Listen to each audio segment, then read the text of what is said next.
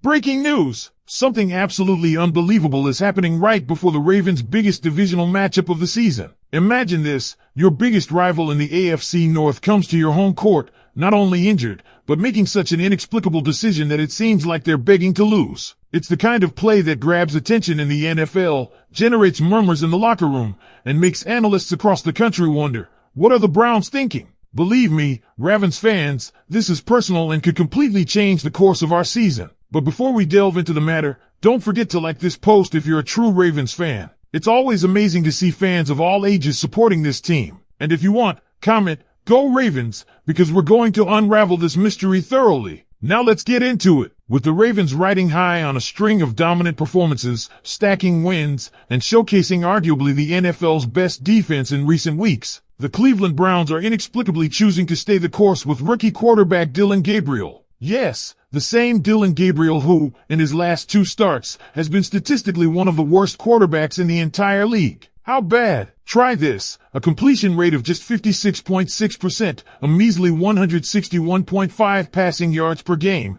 an embarrassing 4.9 yards per attempt, and a quarterback rating averaging a dismal 33.6. This isn't just a struggling rookie. This is a quarterback who looks entirely unprepared for NFL defenses, and he's walking into a matchup against the most opportunistic and red-hot defensive unit in the league. Gabriel's performance against the Jets, one of the league's weakest teams, was nothing short of a disaster. And that Jets defense didn't even have Sauce Gardner or Quinnen Williams. Yet, the Browns head coach Kevin Stefanski stood firm, telling media, "We're going to stick with Dillon." That's right. Despite all evidence pointing to failure, Cleveland is doubling down on a quarterback who has been overwhelmed at every turn. Ravens fans, this is not just a gift, it's a golden ticket. Defensively, Baltimore has turned up the heat since the bye week. They've forced 10 turnovers in just the last few games, including 3 interceptions in their last 2 matchups, 2 by Malachi Starks and 1 by the ever-reliable Marlon Humphrey. This is a team that is peaking at exactly the right moment, with its secondary locking in and the pass rush creating chaos. Now they face a quarterback who puts the ball in harm's way on nearly 5% of his throws. Dillon Gabriel ranks 3rd worst in the NFL in turnover-worthy play percentage according to PFF. That's not just a stat. That's a flashing neon sign saying takeaways coming. And what makes this situation even more mouth-watering for Ravens fans is that Stefanski isn't hedging. He's not preparing a dual QB game plan or inserting veteran insurance. No, this is Dillon Gabriel's game, and that means Baltimore's defense will get a chance to feast. If the Ravens can bring even a fraction of the pressure and opportunistic playmaking we've seen in recent weeks, a multi-turnover day feels less like a prediction and more like a certainty. But let's take a step back. Remember last season's game against the Browns, when Jameis Winston, yes, Winston, torched Baltimore for over 330 yards and 3 touchdowns. And the Ravens somehow couldn't manage a single interception despite multiple dropped opportunities? That game stung, especially when Kyle Hamilton had a would-be pick fall right into his chest and still let it slip. That's the kind of missed opportunity this team can't afford again, especially not now with the playoffs in sight and the AFC North up for grabs. Because if there's ever been a time for the Ravens to send a message to the rest of the NFL, it's now. With Dillon Gabriel stepping onto the field as Cleveland's starter, Baltimore has everything aligned to turn this into a statement game, one that leaves no doubt about who runs the AFC North. This is about more than just beating a divisional rival. It's about domination, about control, and about proving that this defense isn't just good, it's elite. And it's not like this matchup snuck up on them. The Ravens know exactly what's at stake. They're aware of how fragile the Browns' offense has become. They've seen the tape. They know that Gabriel is not just a struggling quarterback, he's a liability under center. A quarterback with no feel for pressure, inconsistent mechanics, and decision-making that looks more suited for preseason reps than a mid-season divisional showdown. You don't need to dig too deep into the analytics to understand this. The eye test says it all. Cleveland's offense is sputtering, while Baltimore's defense is surging. There's a momentum swing here that the Ravens simply cannot waste. And it's not just fans and analysts saying this. Some of the loudest criticism of Dillon Gabriel is coming from inside the Browns' own fan base and media. One prominent Browns reporter didn't hold back, saying, "I've never seen a quarterback this bad still get the start. And I've never seen a franchise so committed to a failing plan." And what about Dre Greenlaw? Darcy confidently declared Greenlaw wouldn't even play this season. Guess what? He's already suited up for 2 games and looks poised to lock down none other than Travis Kelce in this upcoming matchup.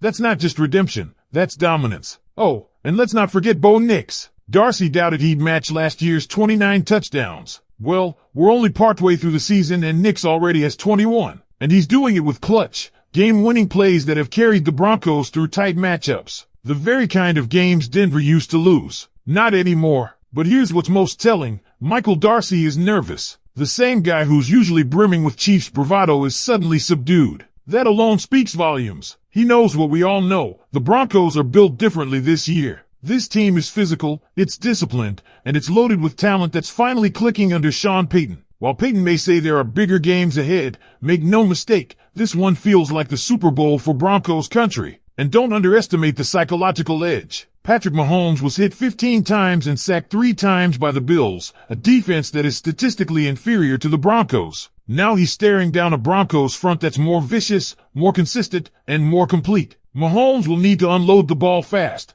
because if he hesitates even a second, he's going down. And as every fan knows, sacks aren't just highlight plays, they're drive killers. That's how you beat elite quarterbacks. You disrupt them early, and you keep the pressure on. Let's not overlook the Chiefs' offensive issues either. This isn't the explosive, invincible unit we saw in 2022. They're ranked 24th in total offense this season. That's not a typo. 24th. They've struggled to finish drives, they've lacked consistency, and when games have come down to the wire, they've folded. The Chiefs feel like the Broncos of last year, and the Broncos feel like last year's Chiefs. It's a total role reversal. Meanwhile, Denver's winning formula is no mystery. Gritty defense, just enough offense, and cold-blooded execution in high-pressure moments. Walk-off field goals? Check. Fourth quarter comebacks? Check. A quarterback who keeps his cool under fire? Absolutely. Bo Nix might not be lighting up the stat sheet like he did as a rookie, but when the game's on the line, he's making the plays that matter. And let's talk about personnel. While the Chiefs may get left tackle Josh Simmons back, it's a gamble. He hasn't played in a month and he's coming off personal leave with vague details swirling around.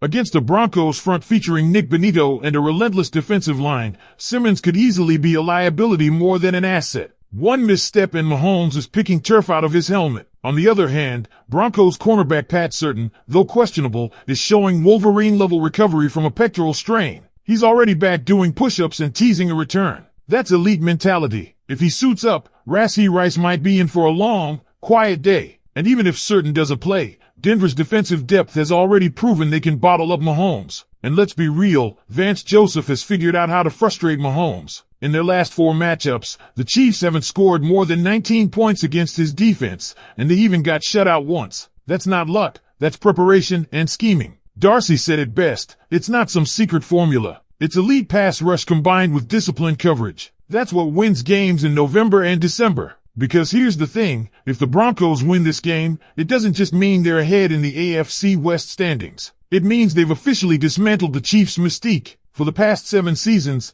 Kansas City has ruled the division like a dynasty in full control. But those days may be over, and it's not just because the Broncos are finally playing elite football. It's because Kansas City is showing cracks, big ones. Let's dig into the cold truth. The Chiefs are no longer invincible. Their offense, once a machine that could drop 30 on anyone, is sputtering. No identity, no rhythm, and certainly no fear factor. When your wide receivers can't separate and your offensive line can't protect, not even Patrick Mahomes can save you. That's what we've seen, sloppy games, unforced errors, and now they're admitting it. Darcy himself said it, the Chiefs locker room is talking about energy, about needing a spark. That's desperation. That's not confidence.